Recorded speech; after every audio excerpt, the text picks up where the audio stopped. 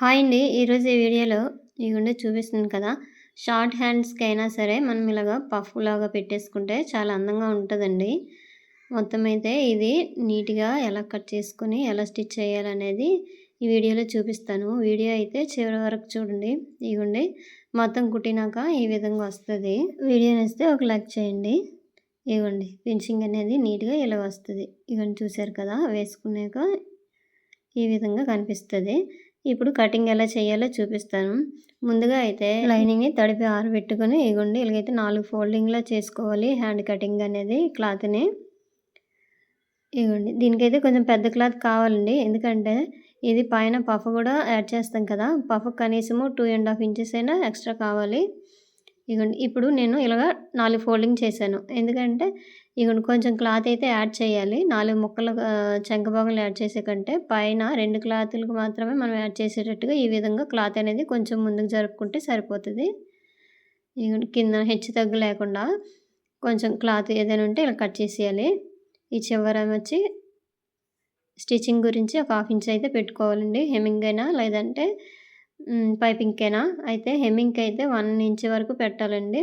పైపింగ్‌కి అయితే half inch అయితే సరిపోతుంది. ఇప్పుడు మనకి హ్యాండ్ పొడుగైతే తీసేసుకోవాలి. నేనైతే 8 ఇంచులు తీసుకుంటున్నానండి. ఇగోండి చివర కూడా అదే 8 ఇంచులకి మార్కింగ్ చేసుకోవాలి ఈ విధంగా. ఇగోండి ఇలాగా. ఇప్పుడు హ్యాండ్ ఆర్మ్ రౌండ్ వచ్చేసి నాకు 7.5 వచ్చిందండి. అందువల్ల నేనైతే 3 ఇంచెస్ అయితే చంక డౌన్ అనేది పెట్టేసుకుంటున్నాను. 3 ఇంచెస్ సరిపోతదండి. ఇదిగోండి వీడియోలో చూపిస్తున్నట్టుగా ఇలా క్రాస్‌గా 7.5 వచ్చింది నాకు ఆర్మ్ రౌండ్. ఈ 7.5 వరకు ఒక మార్కింగ్ అయితే చేసుకున్నాను ఇందాక. ఈ పైనైతే 1 ఇంచ్ వరకైతే మార్కింగ్ చేసేసుకున్నానండి.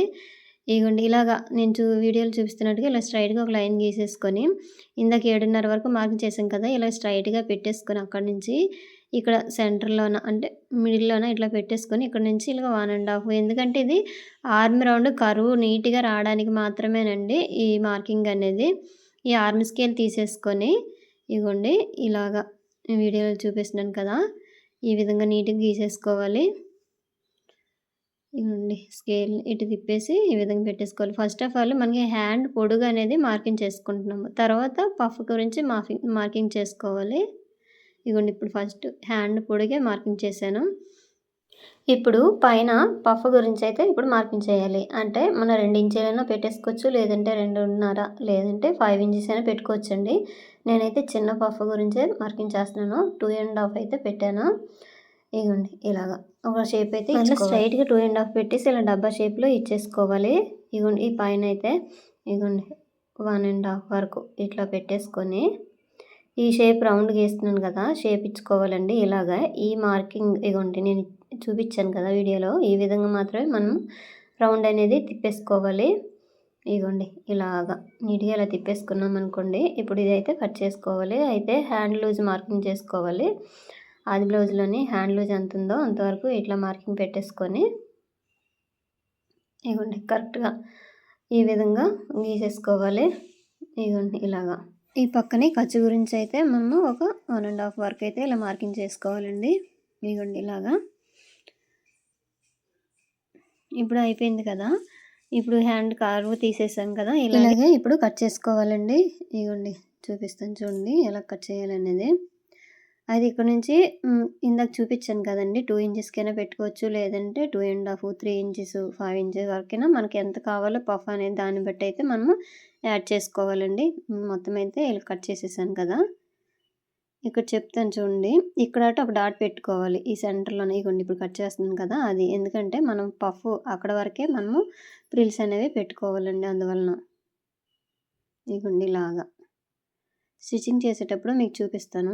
ఇగోండి ఒరిజినల్ క్లాత్ తీసేసుకొని కరెక్ట్‌గా నీట్‌గా పెట్టేసుకొని మనము ఇందాక లైనింగ్ క్లాత్‌ని కట్ చేసాం కదండీ! ఆ క్లాత్ ఇలా పెట్టేసుకొని ఈ ఒరిజినల్ క్లాత్ మీద లైనింగ్ క్లాత్‌ని మనం కట్ చేసింది పీస్ నీట్‌గా ఇలా పెట్టేసుకొని ఇగోండి ఒక 1/2 ఇంచ్ లేదంటే ఒక 1/2 ఇంచ్ క్లాత్ అనేది ఎక్కువ ఉండేటట్టుగా మనం కట్ చేసుకోవాలి.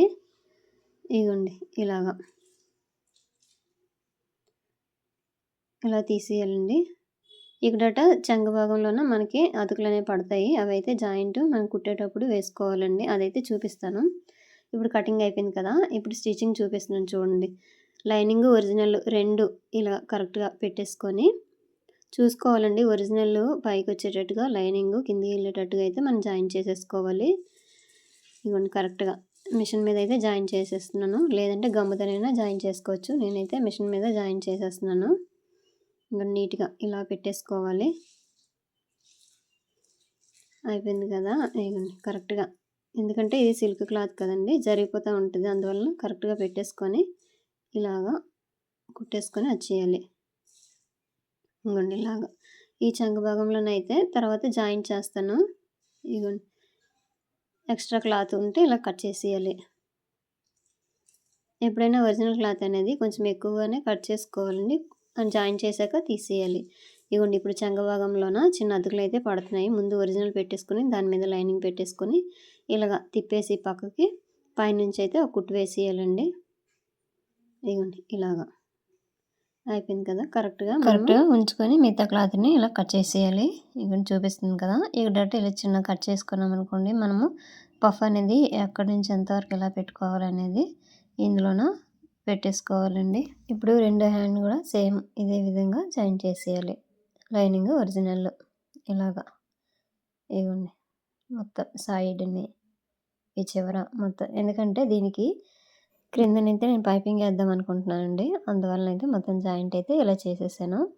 ఇదిగోండి చిన్న క్లాత్ అయితే చంక భాగంలోనైతే చిన్న క్లాత్ అయితే మనము కుట్టేసుకోవాలండి. ఎందుకంటే దీనికి చాలలేదు.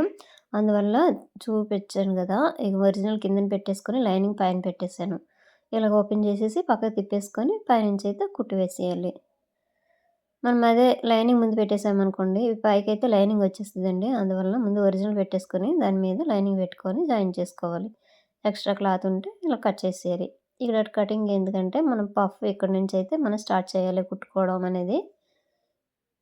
ఇవ్వండి ఇలాగ ఎక్స్ట్రా క్లాత్ కట్ చేసేసి ఇప్పుడు ఇక్కడ చిన్న డాట్ పెట్టుకుంటే మనకి గుర్తుంటుంది ఎక్కడి నుంచి ఎక్కడి వరకు మనం కుట్టుకోవాలనేది. ఇవ్వండి మార్కింగ్ చేసి చూపిస్తున్నాను ఈ విధంగా.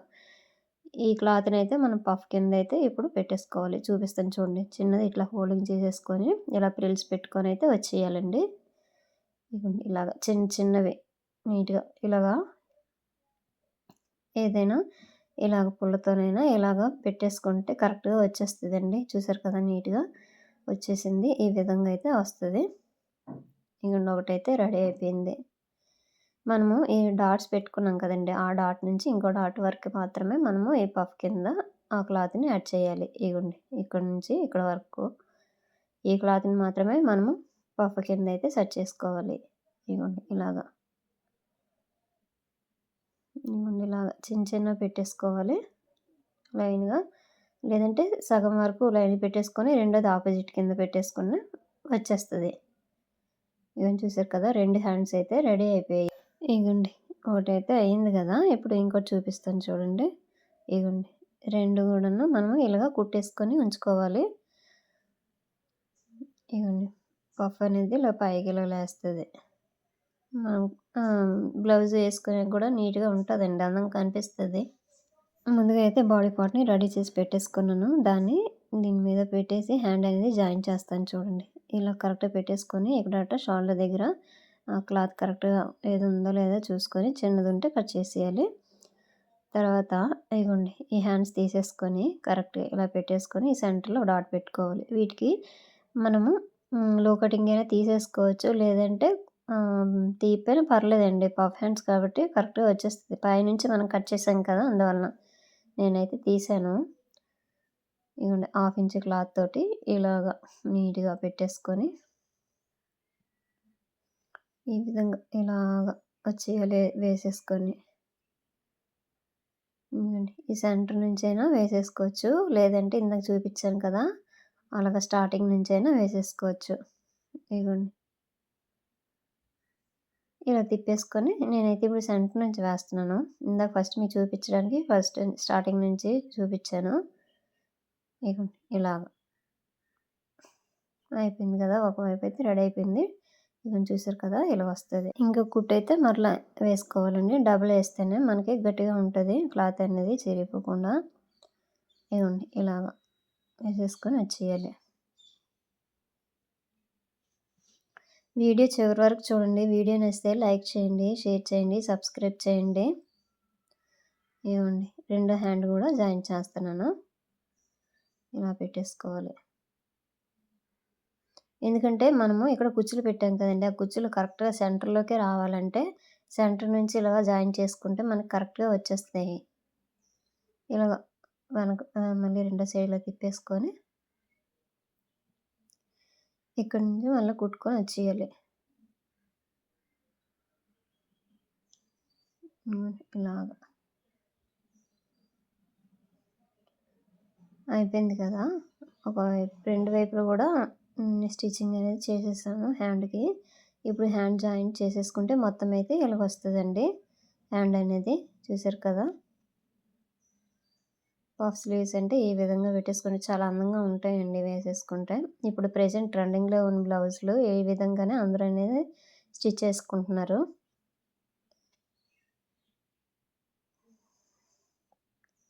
మొత్తం ఇగోండి నీట్‌గా ఇలాగొచ్చేస్తుంది. ఇది హాఫ్ హ్యాండ్స్‌కైనా పెట్టుకోవచ్చు. లేదంటే ఎల్బో హ్యాండ్స్‌కైనా పెట్టుకోవచ్చండి. బావుంటాయి. ఇంతేనండి వీడియో. వీడియో నచ్చితే లైక్ చేయండి. Thank you so much.